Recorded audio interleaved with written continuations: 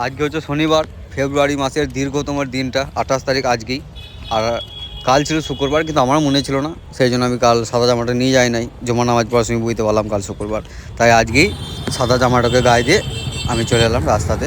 দেরি হয়ে গেছে অনেক আমার, ওই জন্য কোনো ভিডিও আমি বানাই নাই। আর কালকে যে 10 টাকাটা বেঁচে গিয়েছিলো ওইটাকে নিয়ে চলে এলাম সোজা আমি ফুলের দোকানে। আমার কিন্তু ফুলের মধ্যে সাদা গোলাপ পছন্দ, তো এখানে 3টি ফুল পড়ে রয়েছে। ফুলগুলো খুব একটা ভালো নয়, কিন্তু তবুও এইটাই নেবো আমি।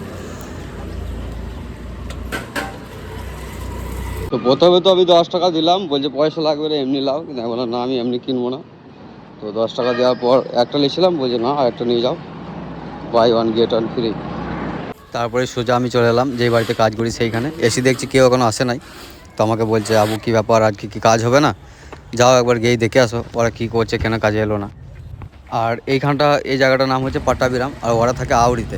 তাই আমাকে বলছে হেলমেটটা নিয়ে যাও সাথে করে। তো হেলমেটটাকে নিয়ে আমি সোজা চলে এলাম ওদের রুমে। চাল ভেঙে পলাইছে क्या महेश भाई, काम पे क्यों नहीं गया आज?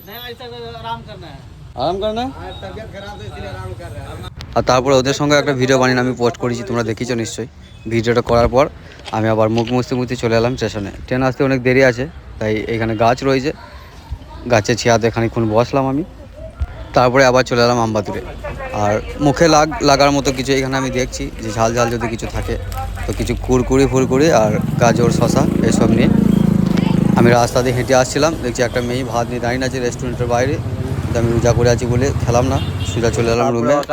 কঠিন ঘুমোইলাম, ঘুম থেকে উঠে তোমাদের কিনা একটা গল্প শোনাইলাম। তারপরে সময় হয়ে গেলো ইফতার করার, আমি আবার চলে এলাম সোজা রাস্তাতে মসজিদের দিকে।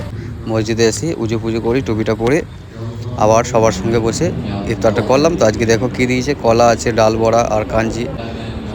তো সবাই মিলে বসে ইফতারটা করলাম। তারপর আমি চলে এলাম সোজা জুসের দোকানে, একটা জুস খাবো, ঠান্ডা হতে হবে।